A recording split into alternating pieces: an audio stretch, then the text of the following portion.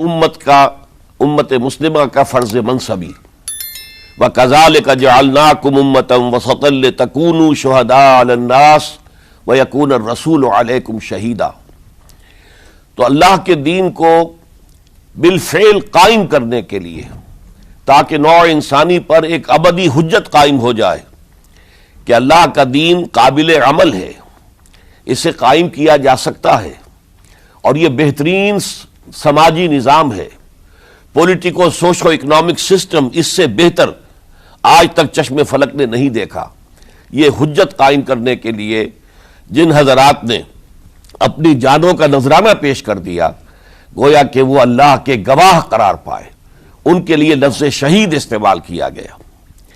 دوسرے لیکچر میں آپ کو یاد ہوگا کہ ہم نے یہ بات سمجھنے کی کوشش کی کہ جب اللہ کا دین جزیرہ نماء عرب میں قائم ہو گیا، اور گویا کہ ہم کہہ سکتے ہیں کہ انقلاب محمدی علی صاحب الصلاۃ والسلام کی تکمیل ہو گئی، تو جیسے کہ ہر انقلاب کے ساتھ ہوتا ہے، اس کے بعد کچھ کاؤنٹر ریولوشنری موومنٹ شروع ہوئی۔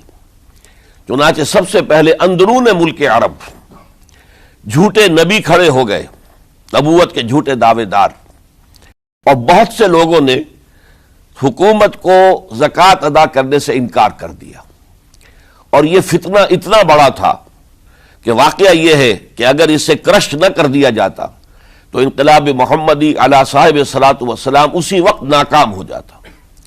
یہ حضرت ابو بکر صدیق رضی اللہ تعالیٰ عنہ کے فضائل کا سب سے درخشاں باب ہے کہ انہوں نے اپنے عزم اور ہمت اور استقلال اور اللہ پر اعتماد، اللہ پر توکل اور بھروسے کے ساتھ ان دونوں فتنوں کو آئرن ہینڈ کے ساتھ کرش کر دیا، اور سال سوا سال ہی میں ان دونوں کاؤنٹر ریولوشنری موومنٹس کو ختم کر کے اس کے بعد انہوں نے جلد ہی اس نظام کا گویا کہ انچارج حضرت عمر رضی اللہ تعالیٰ عنہ کو بنا دیا کہ جو خلیفہ ثانی ہیں۔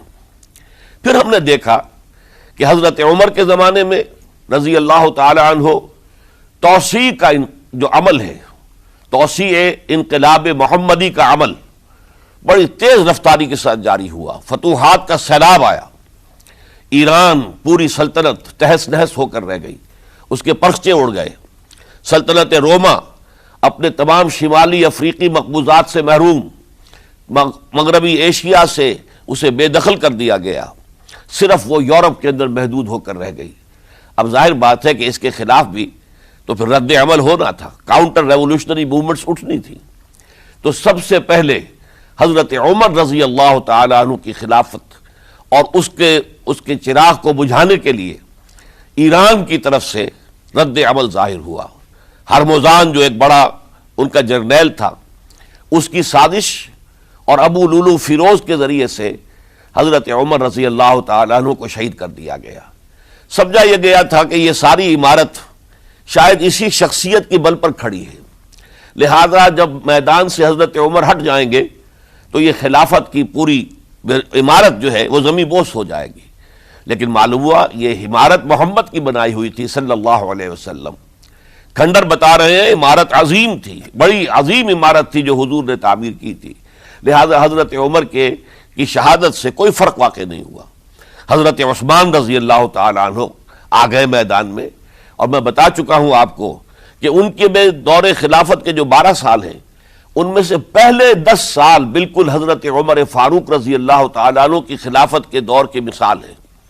اسی تیزی کے ساتھ انقلاب جو ہے آگے بڑھ رہا تھا، فتوحات کا دائرہ پھیل رہا تھا، اور اندرون ملک پورا امن، سکون، اطمینان اور چین تھا۔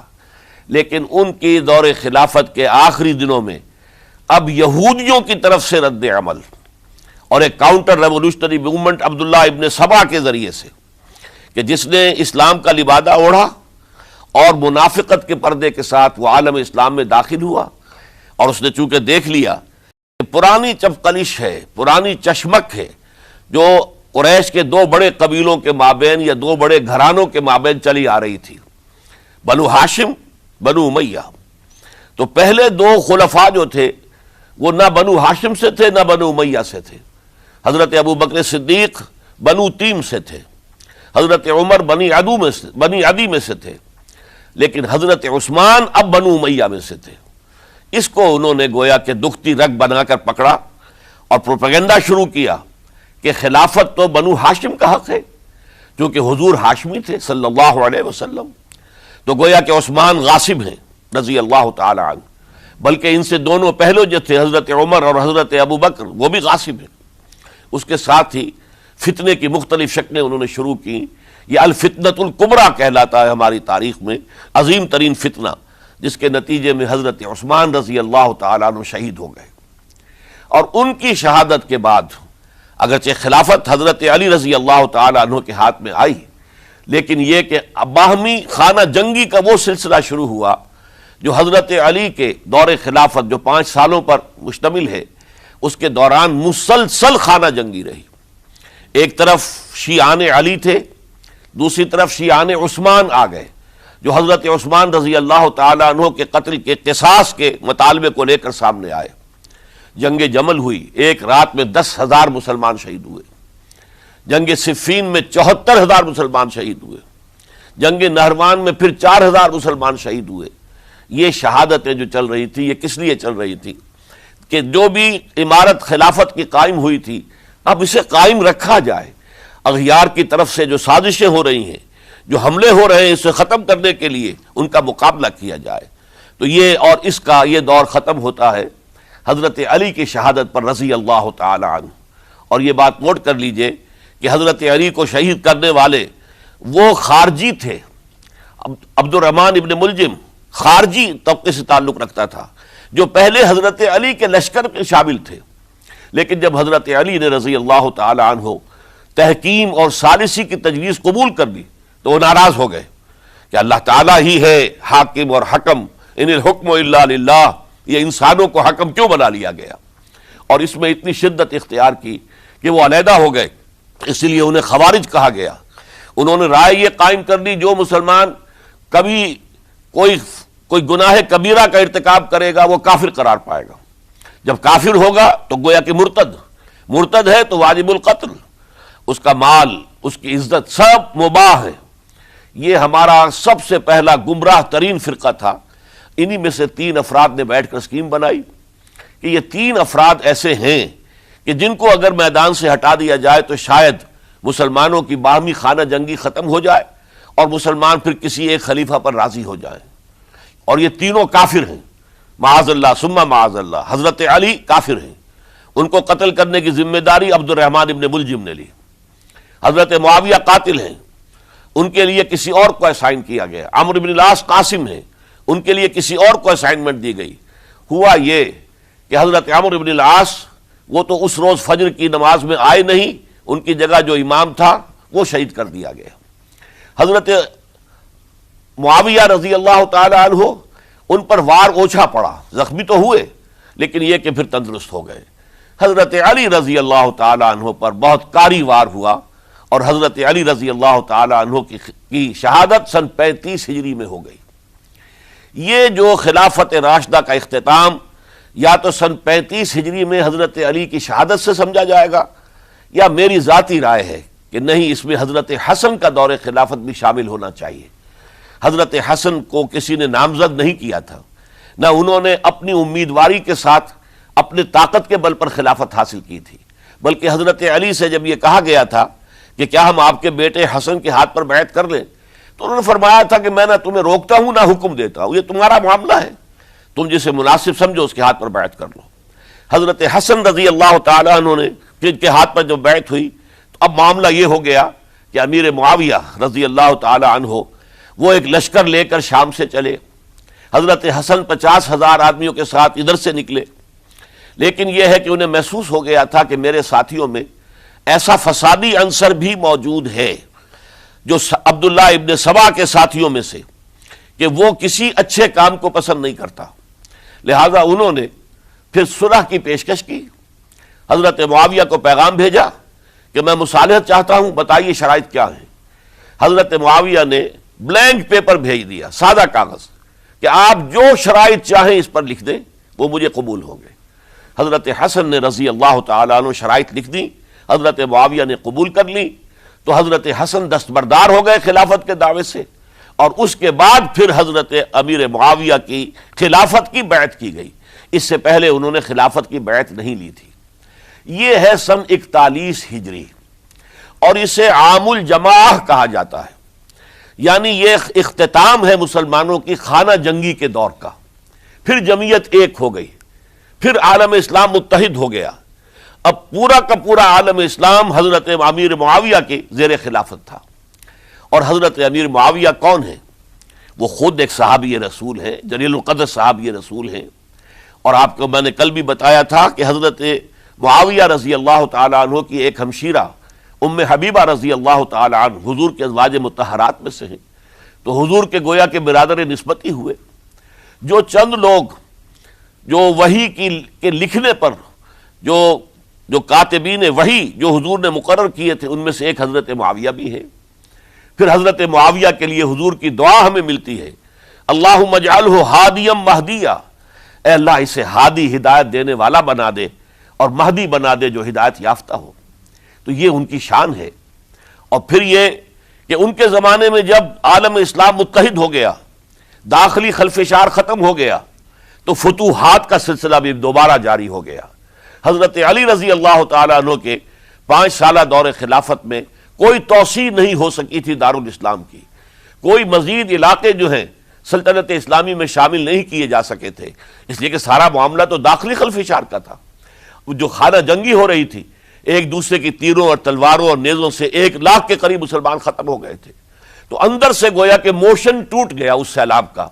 تو سیلاب پھر دوبارہ جب امت جمع ہو گئی عام الجماع کے بعد، تو حضرت معاویہ رضی اللہ تعالیٰ عنہ ان کا دور خلافت اب 20 برس ہے۔ اندازہ کیجئے یہ پورے 20 برس کوئی اندرونی خلفشار نہیں ہوا، کوئی جھگڑا نہیں ہوا، کوئی فساد نہیں ہوا، بلکہ جو فتوحات کا دائرہ تھا شروع ہو گیا۔ مکران اور سندھ کے علاقے فتح ہوئے، کابل اور یہ افغانستان کا علاقہ فتح ہوا، ترکستان کے علاقوں کے اندر پیش قدمی ہوئی۔ ادھر یہ کہ قیصر سلطنت روما کا اس کے مرکزی شہر قسطنطنیہ پر حملہ کیا گیا، جس کے لیے کہ حضور کی حدیث موجود تھی پیشن گوئی کے طور پر، اول جیش یغزو مدینۃ القیصر مغفورون لہم۔ حضور نے فرمایا تھا کہ جو پہلا لشکر قیصر کے شہر پر حملہ کرے گا تو وہ سب کے سب وہ مغفرت پا جائیں گے، اللہ تعالیٰ ان کی مغفرت فرما دے گا۔ اگرچہ کامیابی نہیں ہوئی، لیکن اس پیشن گوئی کی وجہ سے آپ کو معلوم ہے کہ حضرت ایوب رضی اللہ تعالی عنہ ان کو بھی اس پیشن گوئی کی وجہ سے، حالانکہ 90 برس سے اوپر عمر تھی، لیکن وہ بھی کہا انہوں نے کہ میں بھی اس میں جانا چاہتا ہوں۔ چنانچہ اس لشکر میں گئے، وہیں فوت ہوئے۔ بہرحال یہ سارے کارنامے اپنی جگہ پر، امن و امان اپنی جگہ پر، اس کے باوجود اہل سنت والجماعت حضرت معاویہ کے دور خلافت کو خلافت راشدہ میں شامل نہیں سمجھتے۔ اس کی وجہ کیا ہے؟ خلافت راشدہ کی شرط اولین قرآن مجید کے حکم کے مطابق امرہم شورا بینہم، مسلمانوں کے باہمی معاملات باہمی مشورے سے طے پاتے ہیں۔ حضرت ابو بکر صدیق رضی اللہ تعالیٰ عنہ سقیفہ بنی سعدہ کے اندر مشورے کے بعد ان کو منتخب کیا گیا اور ان کے ہاتھ پر بیعت ہوئی۔ حضرت عمر رضی اللہ تعالیٰ عنہ کو حضرت ابو بکر نے مسلمانوں سے مشورہ کر کے پھر نامزد کیا۔ حضرت عثمان کے لیے حضرت عمر رضی اللہ تعالیٰ عنہ نے اپنے جانشین کے لیے 6 افراد پر مشتمل کمیٹی بنا دی، جو بڑے سے بڑے جو اصحاب جو جن کے بارے میں کہا گیا ہے کہ جن کو دنیا ہی میں بشارت دے دی گئی تھی، جو عشرہ مبشرہ میں سے جو باقی تھے، ان کے اوپر مشتمل کمیٹی بنا دی کہ آپ لوگ طے کر لیں اور اپنے سے کسی ایک پر جمع ہو جائیں۔ اس اعتبار سے حضرت علی کے ہاتھ پر بھی جو بیعت ہوئی ہے تو وہ اہل مدینہ کے دباؤ پر ہوئی ہے، ان کے مطالبے پر ہوئی ہے۔ حضرت علی خود جو ہے وہ خلافت کے مدعی نہیں تھے، بلکہ انکار کرتے رہے، چونکہ فتنے کا دور تھا۔ حضرت عثمان شہید ہوئے تھے، مسلمانوں کے دل زخمی تھے۔ اس حالت میں وہ سمجھتے تھے کہ اگر میں یہ خلافت جو ہے اپنے ہاتھ میں لے لوں گا تو ہو سکتا ہے کہ اس کا حق ادا نہ کر سکوں، لیکن یہ کہ جب انہوں نے دیکھا کوئی اور بھی تیار نہیں، طلحہ بھی تیار نہیں، زبیر بھی تیار نہیں، تو آخر مسلمانوں کو بغیر امارت کے چھوڑا تو نہیں جا سکتا، تو حضرت علی نے وہ قبول کر لی۔ حضرت حسن کے بارے میں بتا چکا ہوں کہ ان کے بارے میں لوگوں نے کہا تو حضرت علی نے فرمایا میں نہ حکم دیتا ہوں نہ روکتا ہوں۔ لیکن حضرت امیر معاویہ رضی اللہ تعالیٰ عنہ صحابی بھی ہیں، حضور کے قرابت دار بھی ہیں، کاتبین وحی میں سے بھی ہیں، پھر ان کا دور حکومت امن، سکون، اطمینان، ہر طرح سے جو ہے 20 برس تک کوئی داخلی خلفشات نہیں ہوا، کوئی فساد نہیں ہوا، کوئی باہمی جنگ و جدل نہیں ہوا، بلکہ فتوحات کا دائرہ آگے بڑھا۔ اس کے باوجود چونکہ انہوں نے طاقت سے خلافت حاصل کی، لہذا ان کے دور خلافت کو ہم خلافت راشدہ میں تسلیم نہیں کرتے، حالانکہ وہ خود راشد ہیں، اس لیے کہ تمام صحابہ کرام کے بارے میں سورہ حجرات میں فرمایا وَلَٰكِنَّ اللَّهَ حَبَّبَ إِلَيْكُمُ الْإِيمَانَ وَزَيَّنَهُ فِي قُلُوبِكُمْ وَكَرَّهَ إِلَيْكُمُ الْكُفْرَ وَالْفُسُوقَ وَالْعِصْيَانَ أُولَٰئِكَ هُمُ الرَّاشِدُونَ۔ تمام صحابہ کرام کی شان یہ ہے کہ اللہ تعالیٰ نے ان کے دلوں میں ایمان کو کھبو دیا ہے، ایمان ان کے دلوں میں رچ گیا ہے، بس گیا ہے، جم گیا ہے، اور کفر سے، فسق سے انہیں تبھی نفرت ہو گئی ہے، اور یہ سب کے سب راشدون ہیں۔ تو تمام صحابہ راشدون ہیں، اس اعتبار سے خود حضرت امیر معاویہ بھی راشدون میں شامل ہیں، لیکن خلفائے راشدین میں شامل نہیں ہیں۔ خلفائے راشدین عام طور پر تو ہم کہتے ہیں حضرت ابو بکر، حضرت عمر، حضرت عثمان، حضرت علی۔ میں نے اپنی ذاتی رائے، حقیر سی رائے عرض کی ہے، اس میں حضرت حسن کا دور بھی شامل ہونا چاہیے 6 مہینے کا، تب وہ 30 برس پورے ہوتے ہیں، جو حدیث میں آیا ہے کہ خلافت جو ہے وہ 30 برس رہے گی، اس کے بعد ملوکیت شروع ہو جائے گی۔ تو ملوکیت کا پہلا قدم یہ تھا کہ حضرت معاویہ نے طاقت سے بزور خلافت حاصل کی، اس لیے ان کو خلیفہ راشد ہم نہیں کہتے۔ البتہ یہ ضرور ہے کہ ان کا دور بہت پرسکون دور تھا۔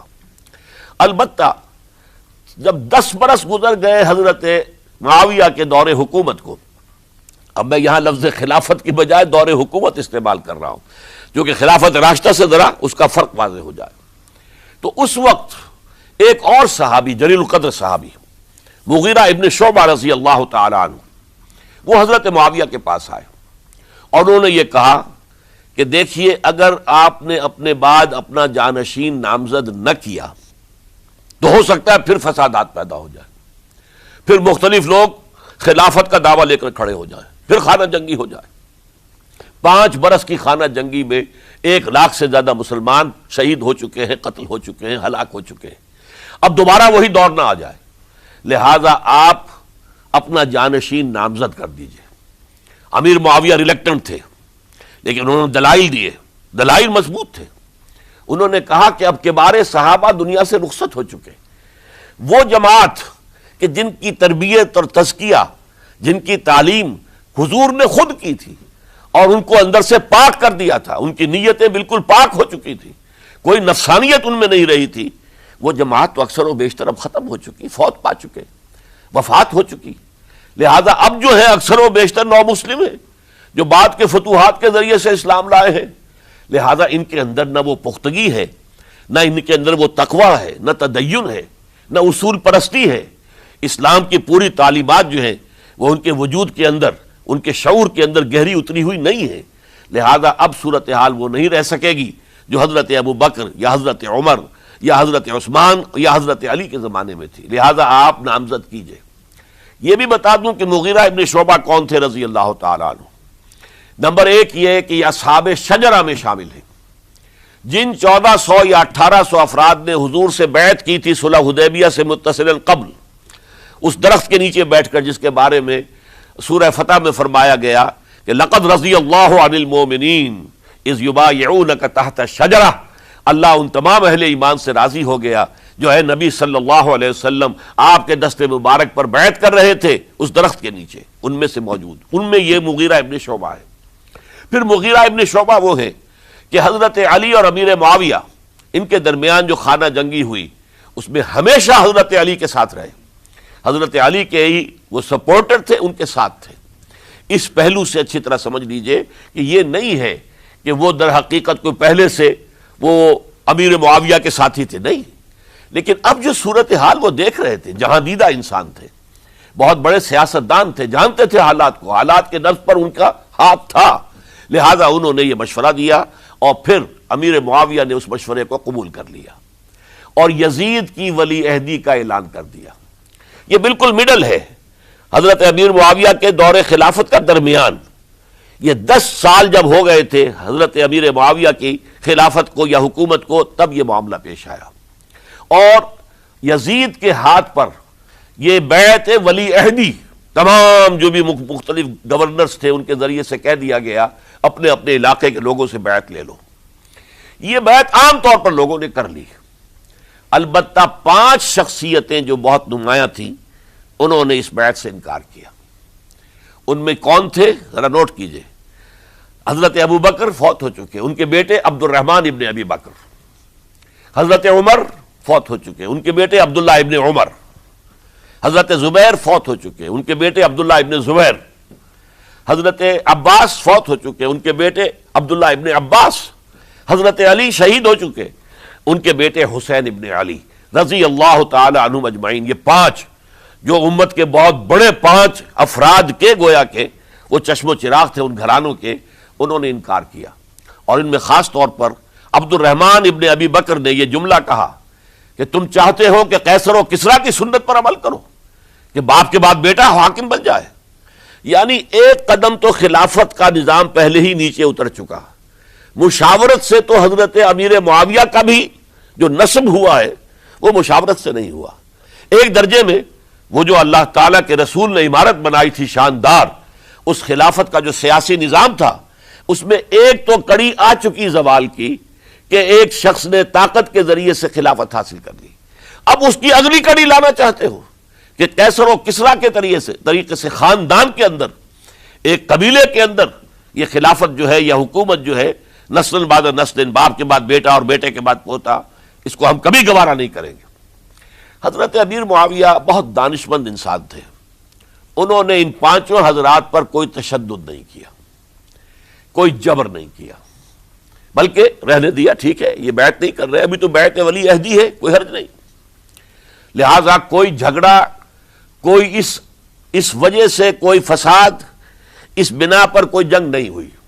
10 سال گزر گئے، یعنی 10 سال تک یزید ولی عہد رہا ہے، 10 سال تک، اور اس سوائے ان 5 بڑی شخصیتوں کے جو پوری امت تھی، عوام الناس تھے، ان سب نے اسے قبول کیا۔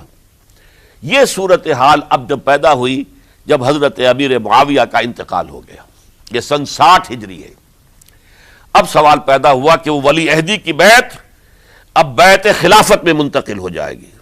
لہذا پھر یہ ہوا کہ سب لوگوں سے، سب گورنروں کو لکھ دیا گیا تمام صوبوں کے اندر کہ اپنے اپنے لوگوں سے بیعت لے لو۔ ظاہر بات ہے کہ وہاں کوئی ریفرنڈم نہیں ہوتا تھا، کوئی ووٹ نہیں ہوتے تھے کہ اس کی پرچیاں ڈالی جا رہی ہوں، ایک ایک شخص سے رائے لینا نہیں ہوتی تھی، بلکہ اس وقت کی جمہوریت یہ تھی اور شورائیت یہ تھی کہ ڈفرنٹ کلینز ہیں، ڈفرنٹ فیملیز ہیں، ڈفرنٹ ٹرائبز ہیں، ان کے سردار، ان کے بڑے لوگ، ان کے اہم لوگ بیعت کر لیں تو گویا کہ سب کی بیعت ہو گئی۔ وہ ایک قبائلی نظام تھا، اور اس میں یہ نہیں تھا نظام کے ووٹ بنے ہوئے ہوں اور اس کی پرچیاں ڈالی جا رہی ہوں۔ تو تمام عالم اسلام نے گویا کہ بیعت قبول کر لی اب یزید کی بحیثیت خلیفہ۔ اب وہ جو 5 آدمی تھے ان میں سے ایک فوت ہو چکے تھے، حضرت عبد الرحمن ابن ابی بکر رضی اللہ تعالی عنہما، دونوں فوت ہو گئے، لیکن باقی 4 رہ گئے۔ ان 4 کو نوٹ کیجئے، اور یہ بڑا سینسٹیو ایشو ہے جس پر میں اب گفتگو کر رہا ہوں۔ ان 4 میں کون ہیں؟ عبداللہ ابن عباس، عمر میں سب سے بڑے وہ ہیں، اور ان کی شان یہ ہے کہ انہیں حبر الامہ کہا گیا ہے، امت کے سب سے بڑے عالم، اور قرآن مجید کے وہ سب سے پہلے مفسر ہیں۔ اصل جو جتنی بھی تفسیری روایات ہمیں ملتی ہیں حضرت عبداللہ ابن عباس کے شاگردوں سے، تابعین سے، لہذا ان کا بہت اونچا مقام ہے۔ حضرت عبداللہ ابن عمر، ان کا مقام بھی آپ کو معلوم ہے، حدیثوں کی کتنی بڑی تعداد ہے جو عبداللہ ابن عمر سے مروی ہے، اور اس کو سلسلۃ الذہب کی پہلی کڑی کہا جاتا ہے۔ روایت حدیث میں جو سنہری زنجیر ہے اس کا آغاز حضرت عبداللہ ابن عمر ہے۔ ایک طرف یہ دونوں ہو گئے، ان دونوں کی رائے کیا ہوئی؟ اگرچہ کام غلط ہوا ہے، یہ اس طریقے سے قیصر و کسریٰ کی روایت پر عمل کرنا غلط ہے، لیکن یہ اتنی بڑی غلطی نہیں ہے کہ اس کی وجہ سے باہمی جنگ و جدال ہو، خوریزی ہو، ایک دوسرے کی گردنیں کاٹی جائیں اور فتنہ و فساد پیدا کر دیا جائے۔ لہذا انہوں نے یزید کی بیعت کر لی. دو حضرات رہ گئے، یہ نسبتاً نوجوان ہیں. ان دونوں کی پیدائش ہجرت کے بعد ہوئی ہے. ہجرت کے بعد پہلا بچہ جو مہاجرین میں پیدا ہوا ہے وہ عبداللہ ابن زبیر ہے. بلکہ کچھ عرصے تک مہاجرین میں جب کوئی پیدائش نہیں ہوئی تو وہ مکے مدینہ کے منافقین نے کہنا شروع کر دیا تھا کہ یہ یہاں کے کمزور ہو گئے، نامرد ہو گئے، ان کی اولاد اب چلے گی نہیں. تو عبداللہ ابن زبیر جب پیدا ہوئے، اور آپ کو معلوم ہونا چاہیے وہ حضرت ابوبکر صدیق کے نواسے ہیں، حضرت عائشہ صدیقہ کی ہمشیرہ حضرت اسما کے بیٹے ہیں عبداللہ ابن زبیر. اور زبیر بہت شجاع، بہت ہی بہادر انسان تھے. تو عبداللہ ابن زبیر کے اندر بھی وہی کیفیات تھی. انہوں نے کہا نہیں، اس غلطی کو ہم برداشت نہیں کریں گے. خونریزی ہوتی ہے تو ہو، لیکن ہم اسلامی نظام کو نیچے اترتا ہوا نہیں دیکھ سکتے. جیسے کبھی حضرت ابوبکر نے فرمایا تھا ایبدل الدین وانا حی، کیا دین میں ترمیم اور تنسیخ کر دی جائے گی؟ دین کو بدل دیا جائے گا، دین میں تحریف کر دی جائے گی جبکہ میں ابھی زندہ ہوں؟ میں جیتے جی یہ نہیں ہونے دوں گا. حضرت عبداللہ ابن زبیر کی یہ رائے ہوئی وی ہیو ٹو چیلنج، ہم مقابلہ کریں گے، ہم اسے پیسیولی قبول نہیں کریں گے. انہوں نے بیعت سے انکار کیا اور مدینہ چھوڑ کر مکے جا کر حرم کے اندر پناہ گزین ہو گئے. یہی معاملہ حضرت حسین ابن علی رضی اللہ تعالی عنہما کا تھا. وہ بھی نہایت شجاع، نہایت جری، نہایت بہادر. انہوں نے بھی کہا کہ یہ غلط قیصر و کسریٰ کی روایت جو شروع ہو رہی ہے اسے ہم نے ریزسٹ کرنا ہے اور اسے ہم آگے نہیں چلنے دیں گے. ان پر بھی جب دباؤ ڈالا گیا کہ بیعت کرو تو وہ کچھ وقت مانگ کر کہ دیکھیے میں ایسا شخص نہیں ہوں کہ تنہائی میں علیحدہ کمرے میں بیٹھ کر بیعت کروں. جب عمومی بیعت لوگے تم سب سے تو میں بھی آ جاؤں گا. اس وقت لوگ فیصلہ کریں گے. تو بس اس وجہ سے پھر وہ گورنر جو تھا اس وقت مدینے کا، اس سے اجازت لے کر آ گئے اور راتوں رات وہاں سے نکل کر وہ بھی مکے پہنچ گئے. تو اب یہ چار جو ہیں دو گروہوں میں تقسیم ہو گئے، 2+2. دو کی رائے یہ ہوئی کہ بات غلط ہے لیکن اس کی بنا پر خونریزی، جنگ و جدال، جنگ آپس میں خونریزی کرنا یہ صحیح نہیں ہے، بلکہ مصلحت اس میں ہے کہ اس کو قبول کر لیا جائے. پھر اللہ تعالیٰ کو بہتر حالات پیدا کرے گا اس کے ذریعے سے، تعلیم کے ذریعے، تلقین کے ذریعے سے. جیسے نبی اکرم صلی اللہ علیہ وسلم نے اتنا عظیم انقلاب برپا کیا تھا، ہم کوشش کریں گے کہ نظام حکومت کی اصلاح ہو جائے. لیکن اس وقت اگر ہم اڑ گئے تو پھر گویا کہ خونریزی اور فساد اور باہمی جو جنگ ہے وہ شروع ہو جائے گی. اور دو حضرات کی رائے ہوئی کہ نہیں، ہمیں ہر صورت میں ریزسٹ کرنا ہے. خونریزی ہوتی ہے تو ہو، ہمیں جانے دینی پڑتی ہے تو دیں گے، ہم شہادت قبول کریں گے لیکن اس غلطی کو قبول نہیں کر سکتے. تو میں اس کے لیے عرض کر رہا ہوں یہ تیسری شہادتوں کا جو دور شروع ہوا ہے. پہلا شہادتوں کا دور حضور کا دور، دین کو قائم کرنے کی جد و جہد میں جنہوں نے جانیں دی ہیں. دوسرا دور اس دین کے خلاف جو کاؤنٹر ریولوشنری موومنٹس آئی ہیں ان کو رفع کرنے کے لیے جانے دینا. ہزاروں صحابہ کی جانیں اس میں بھی گئی ہیں. مسیلمہ ابن کذاب ہو یا مانعین زکوٰۃ ہو، ان کے خلاف جو جہاد ہوا. پھر ظاہر بات ہے کہ حضرت عثمان رضی اللہ تعالیٰ عنہ کے بعد جو فساد ہوا وہ شہادتیں کیا تھی؟ اس دین کے نظام کو قائم رکھنے کے لیے، انٹیکٹ رہے، دشمن اس کے اندر رکھنے ڈالنے میں کامیاب نہ ہو جائے. اب تیسرا دور وہ آ رہا ہے کہ جب کہ داخلی طور پر اس نظام خلافت کے اندر زوال شروع ہو رہا ہے. اس زوال کو روکنے کے لیے کہ وہ اپنی اصل جو خلافت کا نظام اللہ نے اور اس کے رسول نے دیا ہے اس کی بنیاد پر قائم رہے، لہذا ہم ریزسٹ کریں گے اس تبدیلی کو اور میدان میں آ کر مقابلہ کریں گے.